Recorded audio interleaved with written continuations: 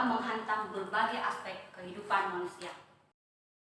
Hanya dalam waktu 16 hari, sejak pertama kali Presiden Joko Widodo mengumumkan 2 warga positif COVID-19 pada tanggal 2 Maret 2020, jumlah kasus positif COVID-19 naik menjadi 227 kasus. Pemerintah telah melakukan berbagai upaya untuk menanggulangi pandemi COVID-19, mulai dari pembelajaran secara daring, pelaksanaan work from home, bahkan pembatasan kegiatan keagamaan. Akhir pemerintah mengeluarkan kebijakan meniadakan cuti bersama Natal dan Tahun Baru tahun 2021. Tujuannya tentu saja untuk mengurangi mobilitas masyarakat, mengurangi kerumunan masyarakat. Namun, efektifkah penyediaan cuti bersama Natal dan Tahun Baru 2021 untuk mengurangi penularan COVID-19? Di Luwu Timur sendiri, jumlah kasus positif COVID-19 berjumlah 6.727 orang, yang telah dinyatakan sembuh sebanyak 6.557 orang, dan yang meninggal sebanyak 166 orang. Pemerintah menghapus cuti bersama Natal dan Tahun Baru untuk mengantisipasi terjadinya gelombang ketiga virus COVID-19. Pemerintah juga sudah mengeluarkan regulasi peraturan melalui SKB 3 Menteri tentang pengaturan libur Natal dan Tahun Baru.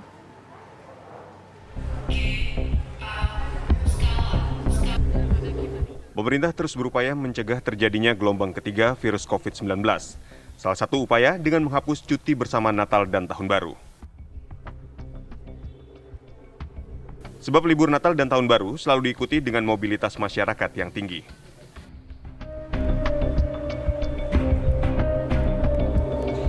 Pemerintah mengeluarkan regulasi peraturan melalui SKB 3 Menteri tentang pengaturan libur Natal dan Tahun Baru. Presiden Joko Widodo pun mengingatkan seluruh kepala daerah untuk meningkatkan kewaspadaan terjadinya gelombang ketiga, terlebih dalam menghadapi perayaan Natal dan Tahun Baru 2022.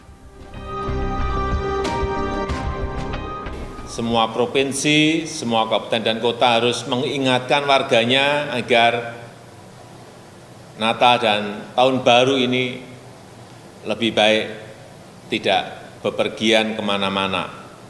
Kita masih menghadapi kemungkinan gelombang ketiga yang tidak kita harapkan.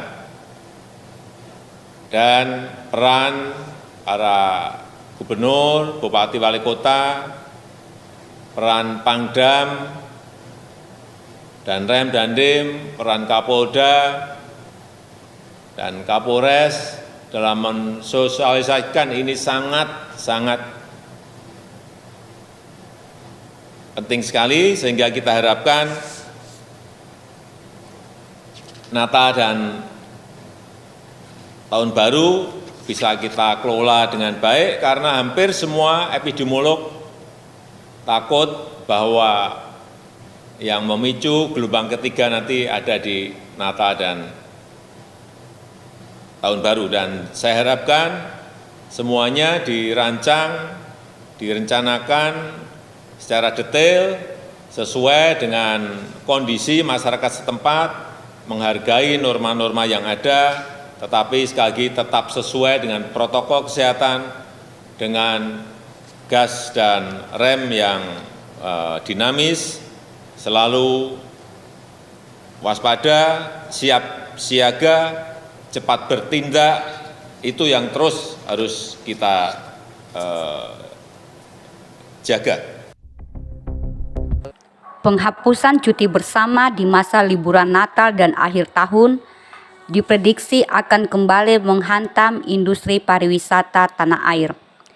Upaya pemulihan ekonomi sektor pariwisata menjadi terhambat karena pemerintah harus menekan mobilitas untuk mencegah lonjakan kasus COVID-19. Memangkas hari-hari libur, pasti hotel-hotel atau industri pariwisata secara menyeluruh akan makin terpuruk. Itu kondisi di lapangan. Nah, mungkin saya berharap kalau ngelihat tahun ini kan banyak relaksasi dan stimulus dari pemerintah. Khusus bisa untuk industri pariwisata dibuatkan juga stimulus-stimulus berbagai skim agar industri pariwisata dapat tertolonglah agar tidak semuanya kolaps gitu. Stimulus apa yang paling diharapkan untuk industri pariwisata, Pak Joni? Misalnya begini, di beberapa hotel atau beberapa industri itu kan mereka punya kredit dengan bank. Bank menjadwalkan kembali, artinya sekarang tidak membayar bunga. Tetapi bunga itu bukan dihapus, tetapi dibebankan untuk dibayarkan kemudian. Artinya kita tetap terhutang. Kita tetap terhutang dan hutang itu bunga berbunga gitu loh, makin menggunung gitu. Itu kan sama juga bom waktu, hanya menunggu meledak kapan nggak sanggup, gulung tikar. Nah, apakah ada kemungkinan misalnya bunga-bunga selama tidak beroperasi, selama masa pandemik ini bunganya ditanggung oleh pemerintah misalnya. Terus bagi hotel-hotel atau banyak industri pariwisata yang bekerja sama dengan pemerintah di daerah, itu mereka ada membayar kontribusi, membayar konsesi, itu ternyata tidak dihapus, ditangguhkan tapi tidak dihapus. Ada yang dikasih diskon 50%. Padahal tahun kemarin dari Maret sampai Desember itu tidak buka, tidak beroperasi. Tetapi kontribusi harus jalan terus. Artinya apa?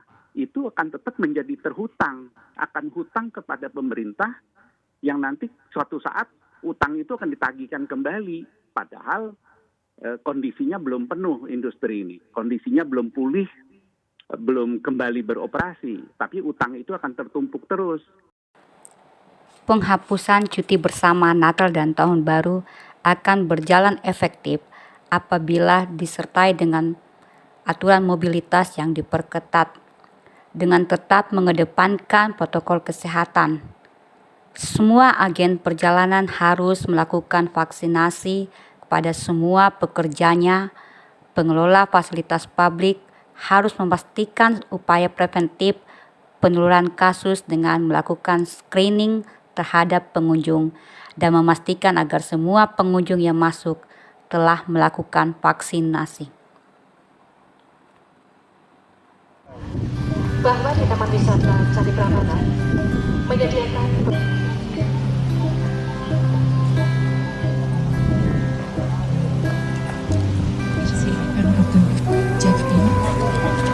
bahwa untuk memasuki area Taman Wisata Candi Prambanan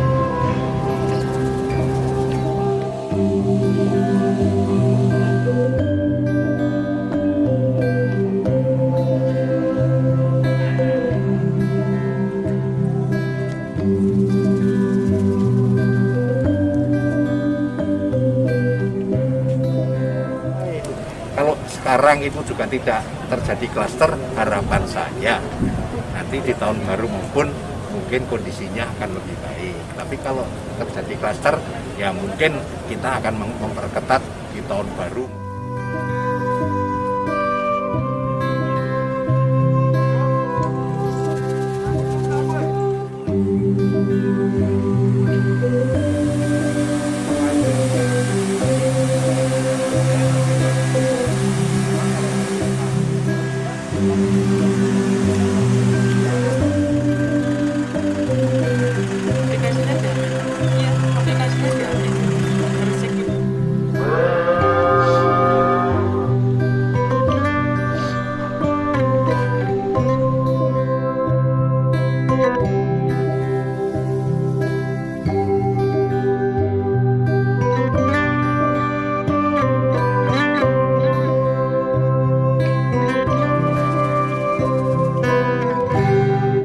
Bersama Natal dan Tahun Baru yang diambil oleh pemerintah sangatlah tepat.